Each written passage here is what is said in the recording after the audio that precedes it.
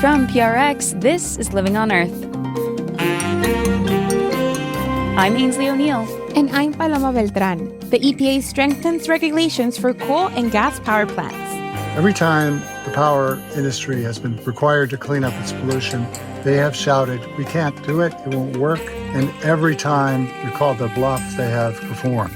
Now it's time to control the carbon dioxide that's overheating the whole world. Also, how grassroots activist Andrea Vidaurre successfully advocated to limit trucking and rail emissions. Diesel also is known to cause respiratory issues for people that are older. And we have stories of people that have had double lung transplants or have to be connected to a breathing machine, even though they've never smoked a day in their life, right? And that's from diesel. These stories and more this week on Living on Earth. Stick around. From PRX and the Jennifer and Ted Stanley studios at the University of Massachusetts, Boston, this is Living on Earth. I'm Ainsley O'Neill. And I'm Paloma Beltran.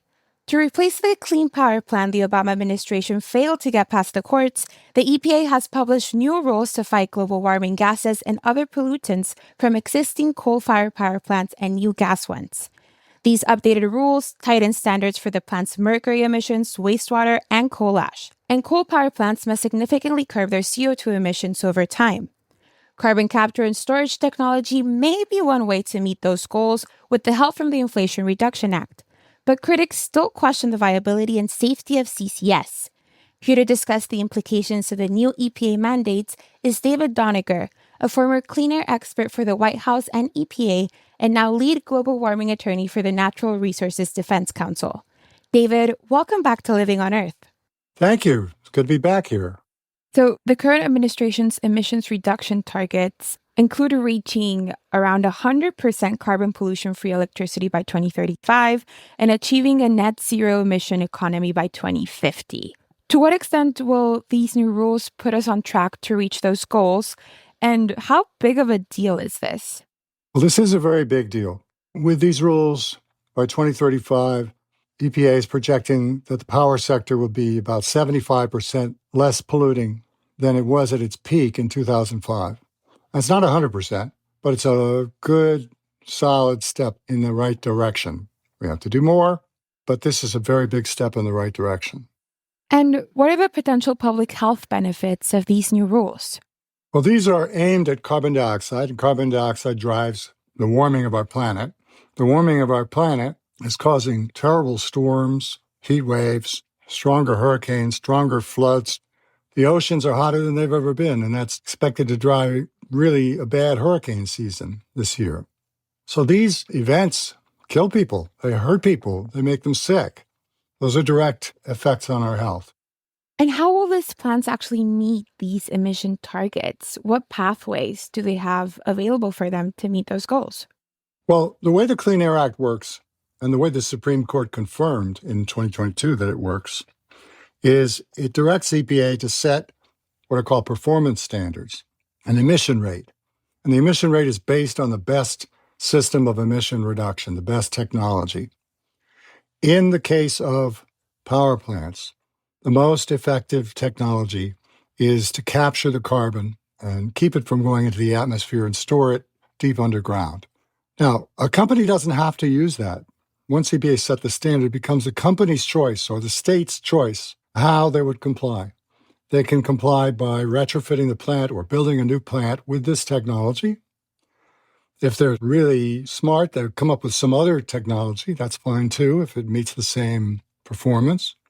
Or they can choose, as many of the companies are already doing, to replace these plants. A lot of coal plants are already retiring, and more of them are expected to retire. Some of them will stay in operation, all the way through the next decade into the 2040s. And those are the plants which EPA is saying, if you want to keep them running that long, you've got to control the pollution. If you want to retire them sooner, there might be lesser requirements or even no requirements for the plants that are going to close in the nearest term. And you might, as a power company, choose to replace them with wind and solar, batteries, other forms of meeting the power needs. But those choices are for the companies and maybe for the states. The EPA just sets out the the yardstick, the performance measure. And what are the incentives available for these different emissions reduction pathways? So that's what's really different this time around. In 2022, Congress passed the Inflation Reduction Act, a major climate law, and that added to the incentives of the infrastructure law passed the year before, a couple other laws. The upshot of it is not only do we have EPA standards, which are limiting the pollution, but you have enormous amounts of federal tax credits and incentives available to help the companies do this. So the cost of meeting a standard with putting carbon capture and storage on an old coal plant or a new gas plant is much cheaper because of the help that the federal government is providing. And that's different from the way things were done in the past. When we controlled sulfur dioxide or oxides of nitrogen, that was done with standards. There were no tax credits and so on to help the companies. This time around, you have the standards and the incentives working together. Critics of carbon capture and storage say it's not a reliable technology yet and that it's sort of a Band-Aid on the root of the problem. What's your response to that? Well, you have to look at the history of each of these kinds of pollution controls. And they start out as demonstrations that the companies don't really want to do, but they get government grants to try to demonstrate that the technology works. Generally, then, they don't deploy it because they don't have to until there's a standard. Well, that's what's happened here with carbon capture. There's been demonstration projects. There are 2 coal-fired power plants, and one in Texas and one in Saskatchewan, Canada, that have been equipped with this technology and are running it over the long term. It's performing up to the standards that EPA is requiring. There are many projects on other kinds of industries with analogous technology. We know this is going to work, but it won't be deployed unless there is a requirement, unless there is a standard. Every time the power industry has been required to clean up its pollution, they have shouted, "We can't do it. It won't work. You'll kill the power system. You won't have electricity." And every time we called their bluff, they have performed. Controlled the sulfur dioxide, controlled the oxides of nitrogen, and controlled the mercury. Now it's time to control the carbon dioxide that's overheating the whole world. And what kind of legal arguments could be made against these new rules? And in your view, how strong are the EPA's potential defenses against those attacks? Well, EPA is on a very strong legal ground. They're following the pathway that the Supreme Court said is the traditional approach to setting pollution control standards. Supreme Court said this in a case called West Virginia versus EPA in 2022. They knocked down a novel approach that EPA had chosen during the Obama administration. But they said there's a traditional pathway that you've followed in the past, which is to set standards based on best technology as retrofitted to existing plants. And you can do that. So EPA is following that pathway. It's not just that, though, because Congress, right after that decision, Congress passed the Inflation Reduction Act, the climate law. And that law did 2 really important things.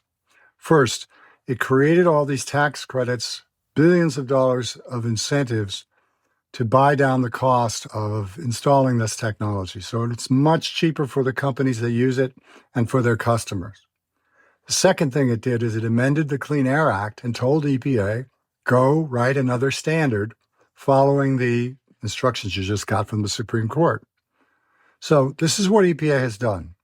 They're operating under a Supreme Court decision and a new act of Congress. We know we're going to get a lawsuit from West Virginia and other red state attorneys general. And they will say, this is the same old wine in a new bottle. It's the same thing. It should be struck down for the same reasons the last one was. And what they're ignoring is the Supreme Court said, here's what you can't do, but here's what you can do.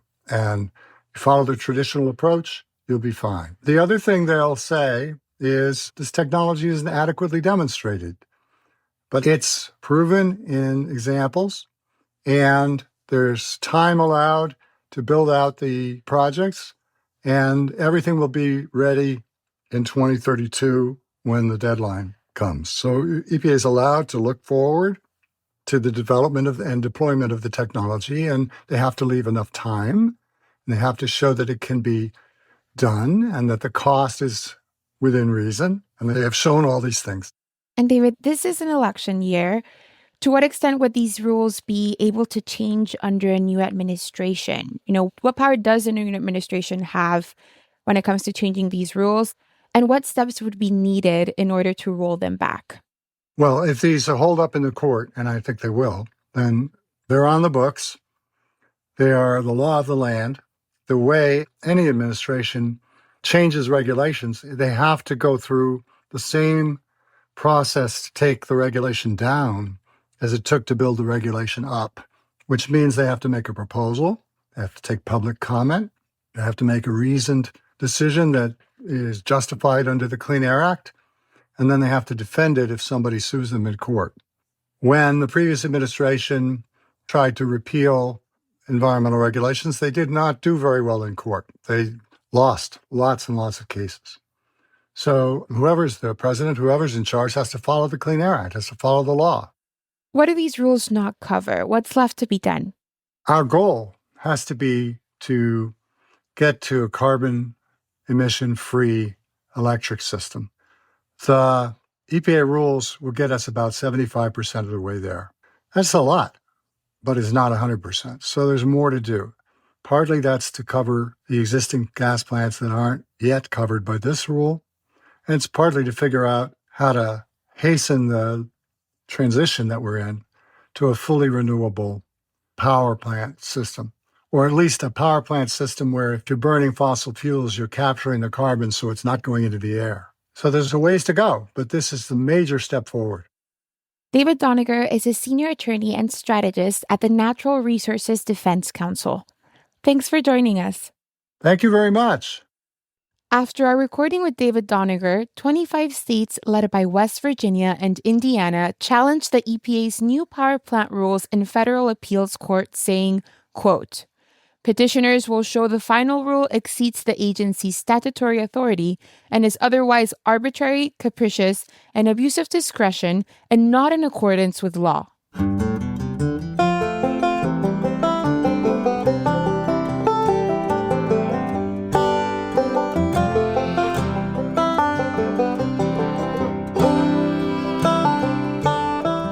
Just after the break, a pair of the Goldman Environmental Prize's newest award-winning activists.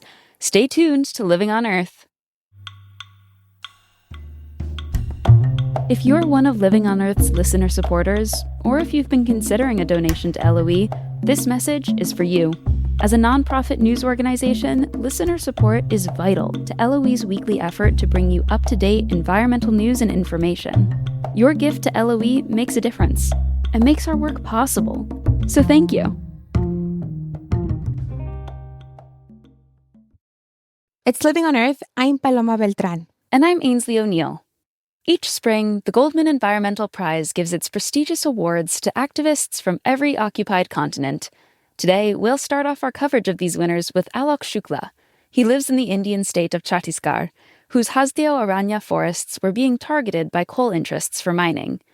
These forests are known as the lungs of Chhattisgarh, and a report from the Wildlife Institute of India estimated that around 2/3 of local annual income is tied to forest resources. So Alok mobilized the local community, and thanks in part to his campaign, Chhattisgarh has now broadly banned mining in the Hasdeo Aranya forests. I spoke to Alok through his translator to ask him more about the Chhattisgarh region and its connection to the coal mining industry. Coal is connected to people's lives, livelihoods, and culture. Naturally, coal has a lot of multidimensional impacts. The starking thing in India is that coal is found beneath the densest forest, beneath some of the most biodiversity-rich areas, and is integrally found in regions of tribal population. So there are issues of displacement, there are issues of health, there are issues of groundwater depletion, and obviously destruction of forests and wildlife and biodiversity. And you're a convener with Chhattisgarh Bachao Andolan, the Save Chhattisgarh movement. What is this group and what work do you do with them? So Chhattisgarh Bachao Andolan is a state-level alliance of people's movements working on issues of farmers, tribal population, laborers, so largely all connected with the common theme of protection of constitutional rights and ensuring democratic processes are upheld. Now, we're here to talk about your work with the Hasdeo forests. What are these forests, and how important was it to protect them? So it takes just one visit to Hasdeo to fall in love with these forests. This is some of the most beautiful and the densest forest patches in central India. It's about 1,876 square kilometers of natural forest. It's biodiversity rich, elephant reserve, habitat of several endangered species like tiger, and irrigates about 4 lakh hectares of land across the central Indian state of Chhattisgarh. In a sense, Hasdeo represents a microcosm of all the environmental and social justice issues across India and across other parts of the world, because it is a struggle to save the life, livelihood, and identity of not only the indigenous population, but also humanity at large.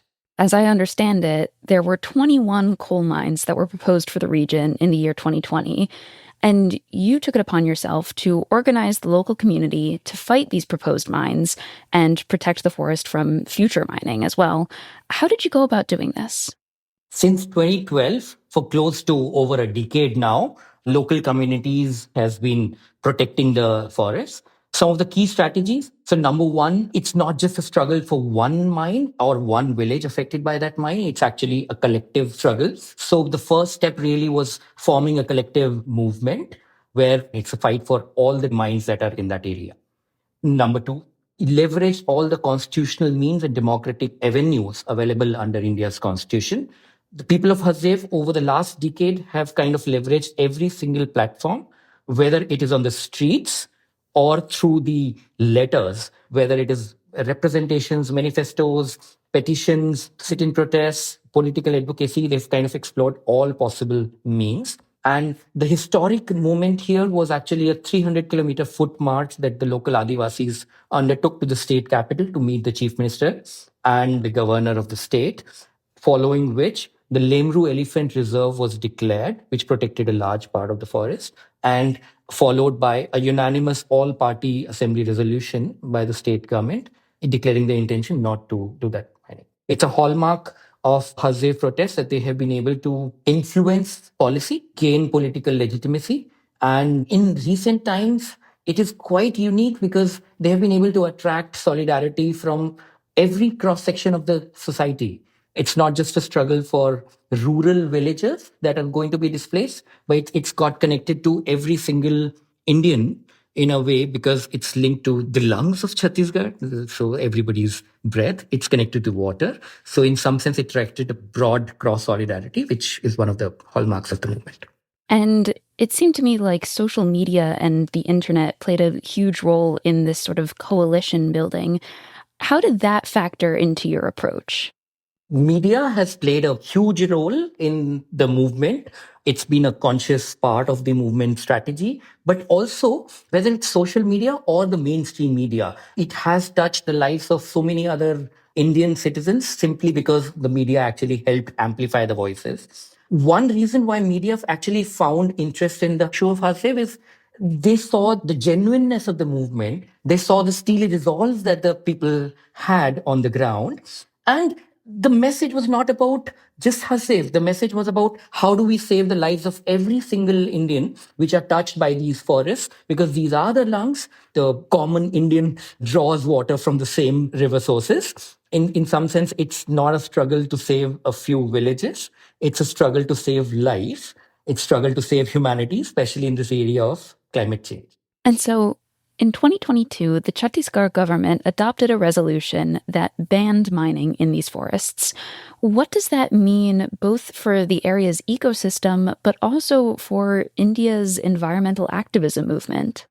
Thank you for asking that question. So it has a huge implication. Obviously, it protects this very, very rich ecosystem, although the threat still remains. While a large part of the Hasdeo ecosystem has been conserved, there is an ongoing threat in some part of the forest, and the communities are still resisting against that. But more importantly, to your second part, it represents a historic moment for Indian environmental activism, because it's really the first time where the entire state legislative assembly, all the political parties came together to pass a unanimous resolution banning mining, which is quite a landmark moment, which itself is a testament to the genuineness of the struggle to the awareness that rising Indian environmental youth and everybody is facing now, given the current era of climate change, that it is important to come together to preserve and protect such rich, pristine forests.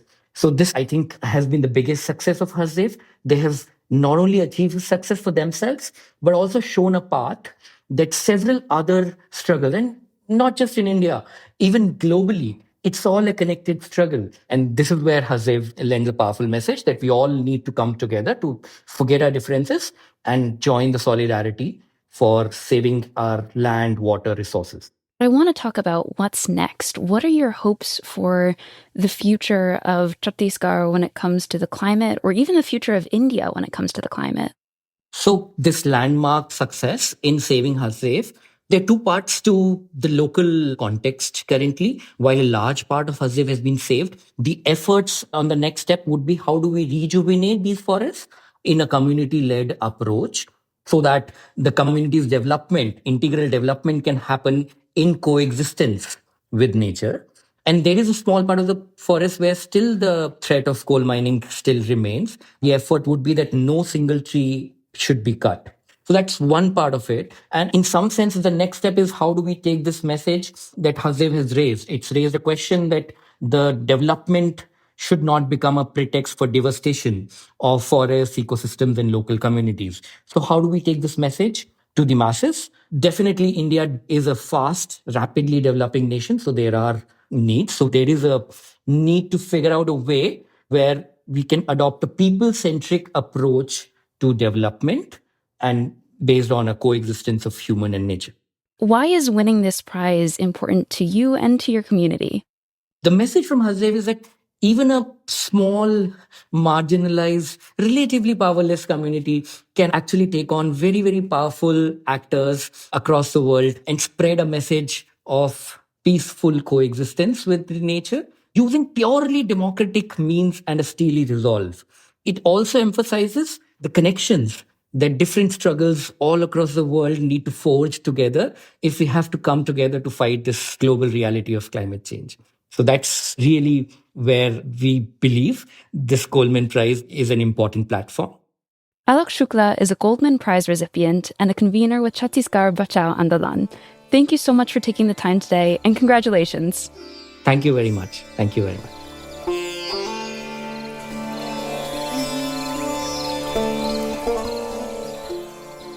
The Inland Empire region of Southern California is home to over 4 million people. Located directly east of Los Angeles, the area also serves as a hub for logistical infrastructure. These include railroads, warehouses, trucks, and trains that make much of online shopping possible. The diesel pollution released by this industry has been linked to increased rates of asthma, cancer, and premature death among the predominantly Latino residents of the area. Fortunately, Andrea Vidaurre stepped in to help. Andrea is an environmental activist, community organizer, and the North American winner of the 2024 Goldman Environmental Prize.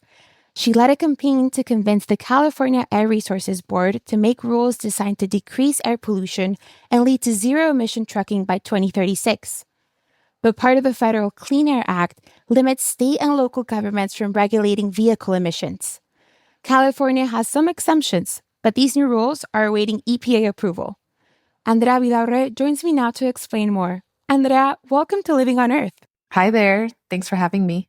So, Andrea, I understand you're from the Inland Empire in California and the director of the People's Collective for Environmental Justice. Please tell me about your community and the work that you do. Yeah, so I am actually one of the co-founders of the People's Collective. I am the policy coordinator right now. And our organization was born in 2020 in the pandemic. We saw a lot of increase in online shopping. And what happened was we were responding to what we already saw happening in our communities, which was the increase of logistics infrastructure, such as warehouses, the expansion of railroads, freeways, and most importantly, trucks and trains in our communities. And so we organize in the Inland Empire. We work with community groups and we try to fight for the solutions that we want, which is we're trying to clean up the air quality because we know that the air quality right now is what's hurting so many people living in the Inland Empire. I've actually seen part of the Long Beach port, and driven through the Inland Empire, and it's surprising how huge it is. It's enormous. It is huge. You're talking about giant concrete walls, giant concrete boxes, 1 million, 2 million, 3 million square feet. Sometimes they block the view of the mountains. Sometimes they block the view of the street. And in these warehouses, you have trucks that come in and out every single day around the clock. I've heard that Riverside and San Bernardino counties are referred to as the diesel death zone. Why is that? Yeah, that's a term that was created to talk about how diesel is deadly. There is no safe level of diesel to be breathing in. And we breathe it in every single day around the clock. And those come with real consequences. Children growing up with industrial allergies and asthma, which keeps them away from going to school sometimes, which makes it hard to breathe when it's really hot outside. Diesel also is known to cause respiratory issues for people that are older, and the most vulnerable is our elderly community. And we have stories all over the place of people that have had double lung transplants or have to be connected to a breathing machine, even though they've never smoked a day in their life, right? And that's from diesel, right? That's from the toxins in the air. And in 2018, you worked as a community organizer in areas experiencing increased air pollution and advocated for the California Air Resources Board, also known as CARB, to pass new rules. Tell us more about that. Yeah, so we know that one of the solutions to dealing with the massive growth of the logistics industry is to deal with the air quality issues. And so CARB, the California Air Resources Board, their responsibility in the state of California is to protect the public health and the air quality. And so communities for decades have been working to push government agencies to do something around air pollution. And really, I came in at a time after decades of work from other environmental justice communities in the LA area and across the state who had been calling for zero emissions. They'd been calling for pollution to be out of their neighborhoods. And that work really has led us to where we are now, which is we are at a place where zero emissions is being talked about. The technology is being created. The infrastructure is being put. I mean, we're at a whole different place. And so 2018, when we started doing this work, CARB was still figuring out, like, should we go in this direction? Do we go all in? And it was really important for us to get involved and get our community involved because this is a life-saving regulation. We know that the emissions reductions that we'll get from this rule will save lives, will prevent emergency room visits, will prevent asthma attacks, will prevent premature death. And as a result of all your hard work and the hard work of your community, the in-use locomotive rule and the California Advanced Clean Fleets rule was passed. What do these regulations entail? Super fancy words, right? So for short, I call them the truck and the train rule because that's what they are, the regulations that address truck emissions and train emissions. And so what these rules will do is for trucks, at least, it will require fleet owners, so these companies that have giant fleets of trucks, to transition over the next coming years to zero emission trucks, to start replacing their diesel trucks with electric trucks. And then for the trains, very similar. Right now, the train system is incredibly unregulated. It's one of the most unregulated industries in our society. And they still operate using train technology that is 50, 60 years old. And so the train regulation will require some type of the trains to start being replaced sooner, which has never happened before. And how did you organize your local community to advocate for these regulations to be passed? I am part of a wonderful team at the People's Collective for Environmental Justice. I'm part of a larger network called the Moving Forward Network. We're all communities impacted by freight who are organizing in our neighborhoods, and we do it the way that it works for us. And so for us in the Inland Empire, it looks like us talking to our neighbors, talking to folks that are the most impacted, holding meetings, listening to people that are the most impacted and what they need, what they want to have a healthier life. We use a lot of the arts to organize our communities, right? Hosting art events so that people can express themselves and what they're going through. We also work with local communities so that they can host their own types of events, right? Whether it's in a rancho or whether it's in the back of someone's home, right? People were opening up their homes so that their neighbors could come and learn about what's going on around truck and train emissions. We took all of that energy to CARB. We planned rallies outside of CARB, and we were putting our voices out into the community so that they could not be ignored. And I understand you also organized something called Toxic Tours, which were tours of frontline communities in the Inland Empire so that CARB members and state legislators could witness firsthand the pollutions those communities were subjected to. What was the reaction? The reaction of legislators and decision makers when they're on toxic tours is usually pretty silent, taking it all in. It's a lot of processing. For the most part, folks hear us 2 minutes, 3 minutes on the podium when we go up and we speak, right? And that's not enough time to tell you the full story, right? You need to see it, you need to breathe it, you need to feel it. And so that's what we do, right? We kind of take people to experience a day in the life. And so we take people to those places. And so they hear directly from people impacted. And with that being like the evidence that they need so that they can work on how strict these rules have to be. There is data. There is always going to be quantitative data, but qualitative data is just as important, hearing from voices on the ground. Altogether, the online shopping industry, the trucking and freight train industry are worth billions of dollars. What were some of the pushbacks or challenges you faced from industry?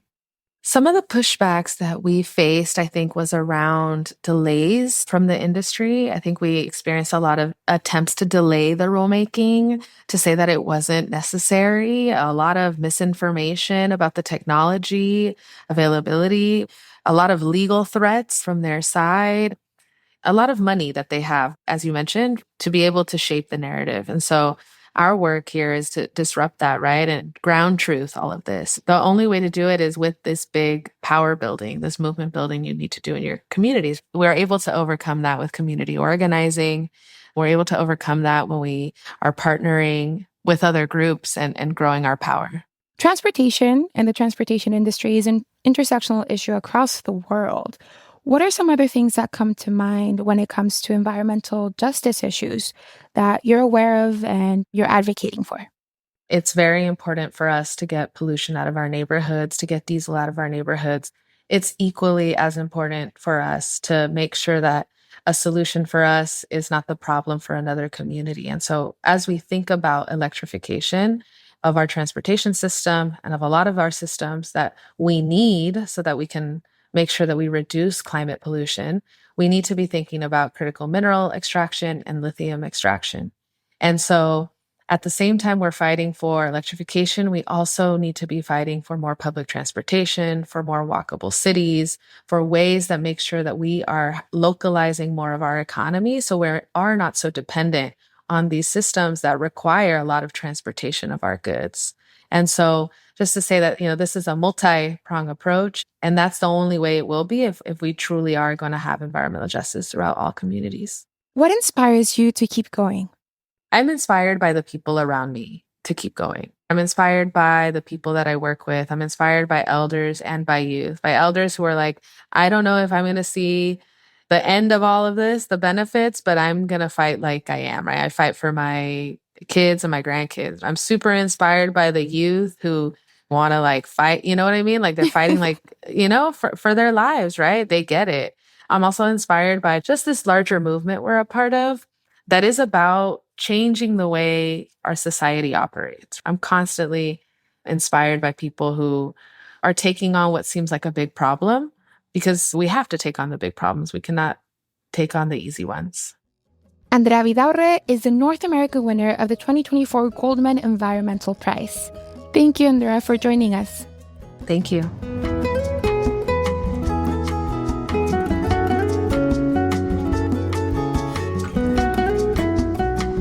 Coming up, the pressure is on to get a global treaty to address the problems of plastics before the end of 2024.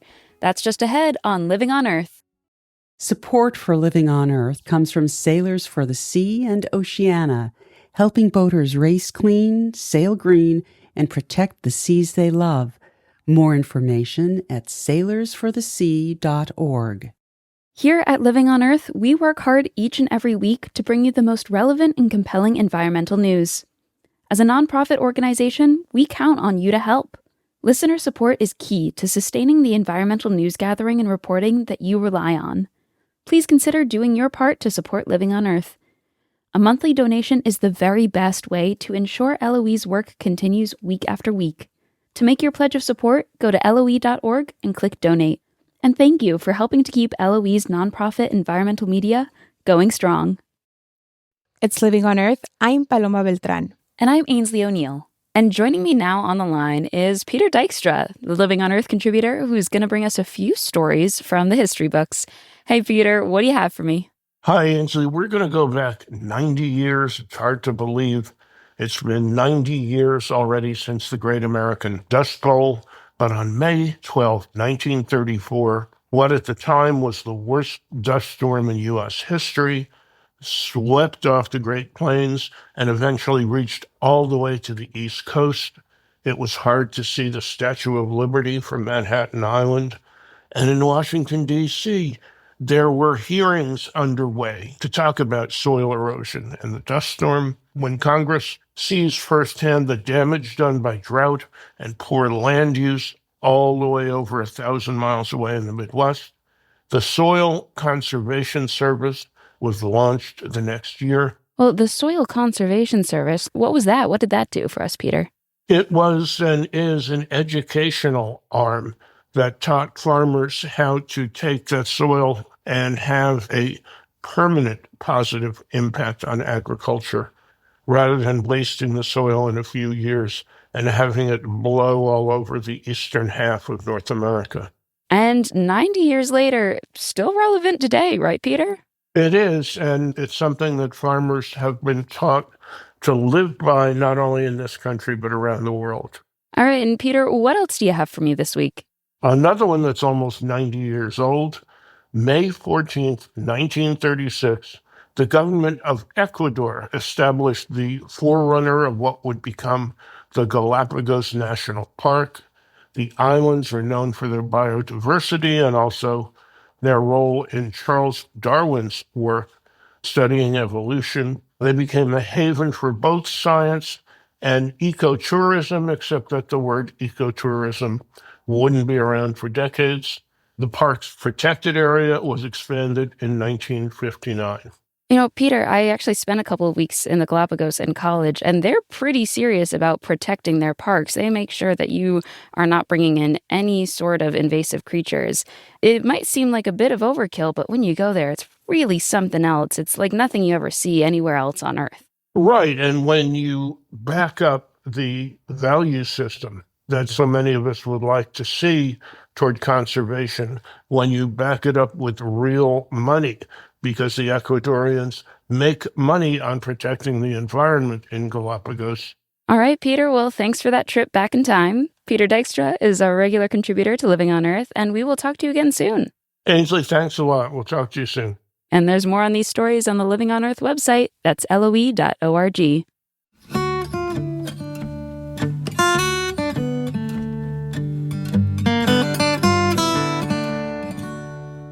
Plastic waste has been found in the lowest parts of the oceans, at the top of Mount Everest, and even as microplastics in the human placenta. This waste damages human health, and according to UNESCO, kills up to 100,000 marine mammals each year.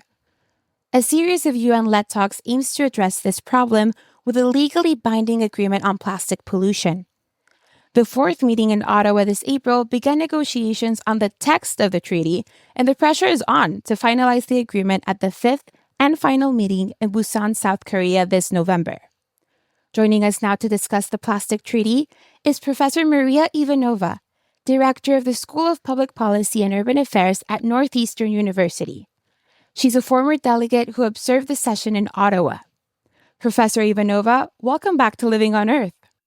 Thank you very much for having me back. This is the fourth out of 5 sessions of these plastic talks.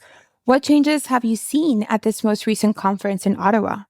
Indeed, it is the fourth and next to last intergovernmental gathering before we hope to have a treaty. I have observed a few changes. I can put them in 3 large buckets, but I have seen a change in narrative. The discussion on plastics started as a discussion on marine plastics. What Rwanda and Peru did was to change the narrative. So we are talking about the full life cycle of plastics and the production and consumption and disposal of plastics, including primary plastic polymers. I have also seen a commitment to global goals for a treaty. Yes, we recognize we do need national action plans, but more and more countries see the necessity for robust and rigorous global goals. And the third bucket, I would say, of agreement and change is the implementation space. We see real commitment to creating a financial mechanism for the treaty, and that commitment also goes hand in hand with the recognition of the need to improve capacity in various countries, but also the capacity of civil society, of academia to engage and contribute to these discussions. Yeah, so let's talk about implementation. What are some concrete methods that have been proposed to limit plastic pollution? As you can imagine, there are producing countries of oil and gas, of plastics, of polymers, of chemicals that go into plastics. There are recipient countries around the world, and there is civil society and academia. So the ideas for concrete measures vary across the board. And to be frank, we have not seen here is a concrete list of measures, but we are seeing very concrete commitments on the table, $15 million from the United States to challenge countries, to challenge stakeholders to come up with innovative solutions. And I think that is a very positive development. Reducing plastic pollution is the main topic of these talks, but now the idea of curbing plastic production is on the table. But this is a contentious topic.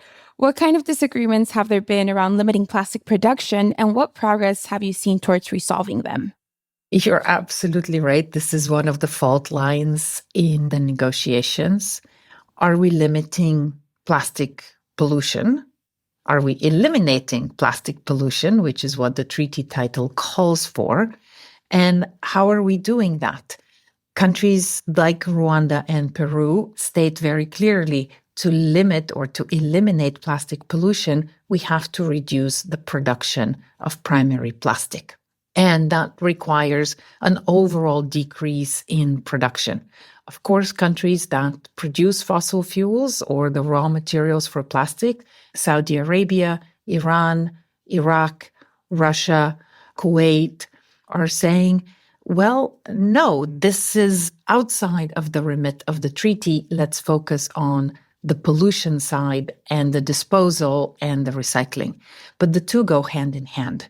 And we have not resolved that issue yet. But when you talk with the delegates in these oil-producing countries, you see that there are opportunities to sit down and talk through extended producer responsibility. How are we doing that at the national level? How can we take those experiences at the international level? So I do believe in goodwill among negotiators at the end of the day.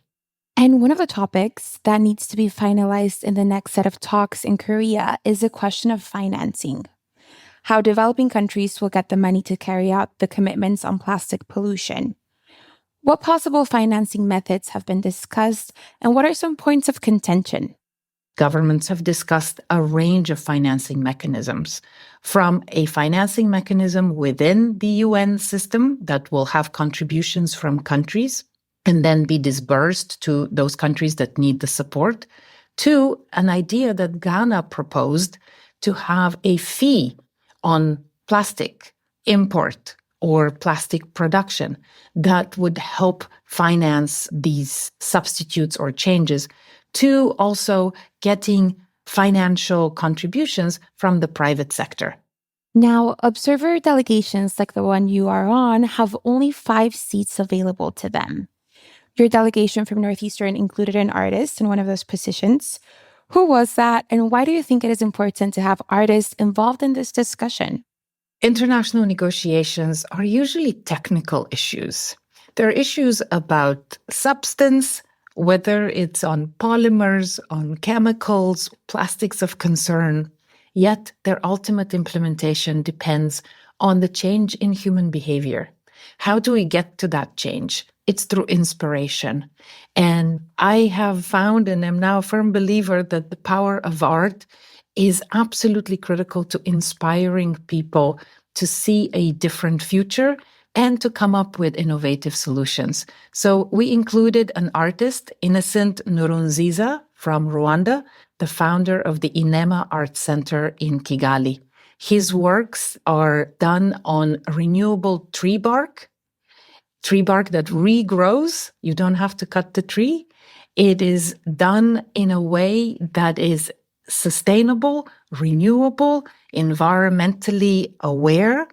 What was really critical throughout the plastics negotiations is that we have seen the art of people like Benjamin von Wong, who created the tap that was there in March, this big 30-foot tap with plastic falling out of it, saying, turn off the tap, that uses plastic waste to jolt us into action.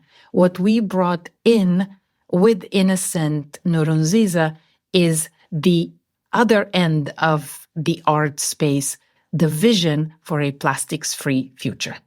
There is still some chance that these talks could fall apart and not result in a treaty at all.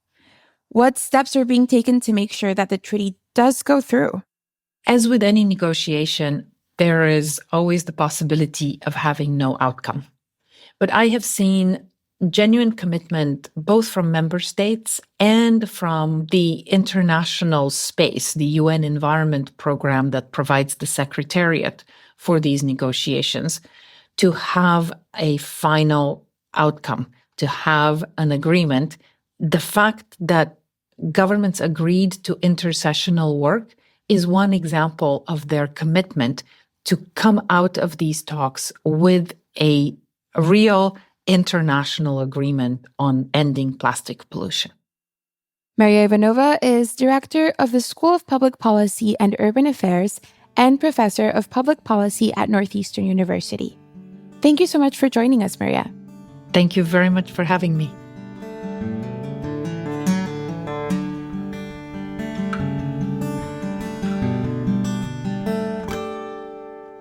You might not think of stinging insects like wasps as particularly clever.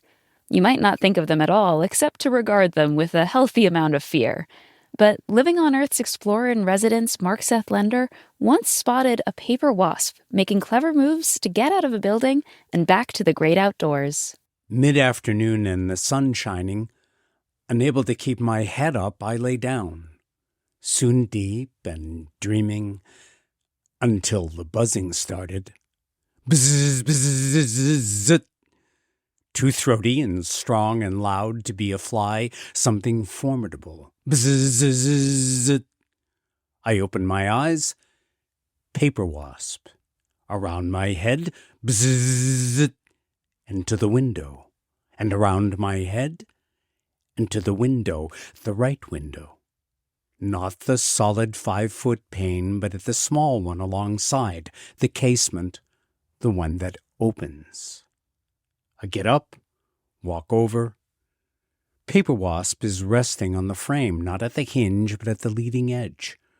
Her wings still, waiting. Turn the crank, window pivots out, paper wasp escapes.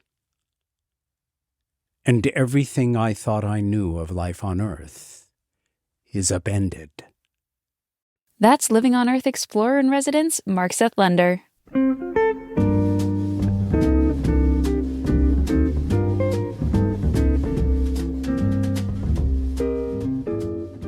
Next time on the show, we'll speak with reporter Bob Berwin, who's been interviewing scientists studying the ocean.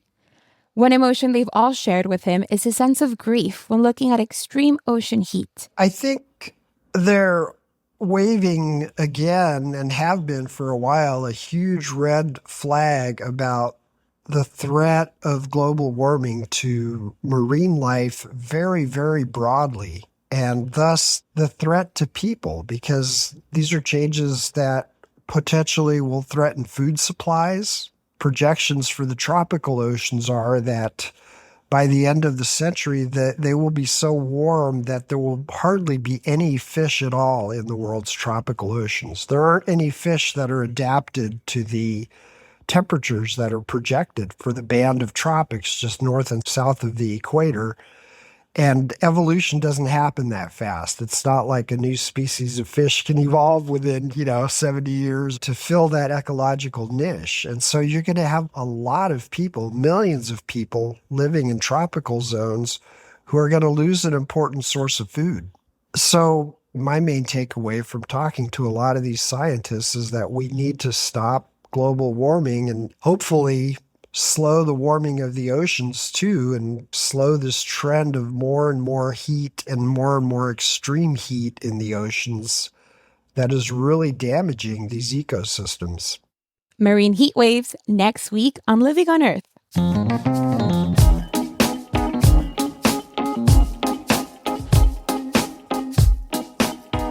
Living on Earth is produced by the World Media Foundation.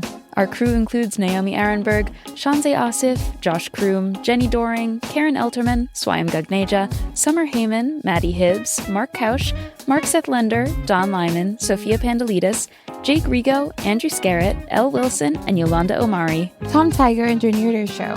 Alison Lierstein composed our themes. You can hear us anytime at LOE.org, Apple Podcasts, and YouTube Music. And like us, please, on our Facebook page, Living on Earth. We tweet from @LivingOnEarth and find us on Instagram @LivingOnEarthRadio. And you can write to us at comments@LOE.org. Steve Kerwood is our executive producer. I'm Paloma Beltran. And I'm Ainsley O'Neill. Thanks for listening. Funding for Living on Earth comes from you, our listeners, and from the University of Massachusetts, Boston, in association with its School for the Environment, developing the next generation of environmental leaders, and from the Grantham Foundation for the Protection of the Environment, supporting strategic communications and collaboration in solving the world's most pressing environmental problems. PRX.